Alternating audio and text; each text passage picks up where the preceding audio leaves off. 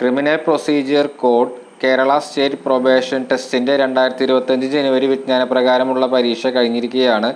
പരീക്ഷയ്ക്ക് ചോദിച്ച ചോദ്യങ്ങളും പ്രൊവിഷണൽ ആൻസർ കീ പ്രകാരമുള്ള ഉത്തരങ്ങളുമാണ് സ്ക്രീനിൽ കാണുന്നത്.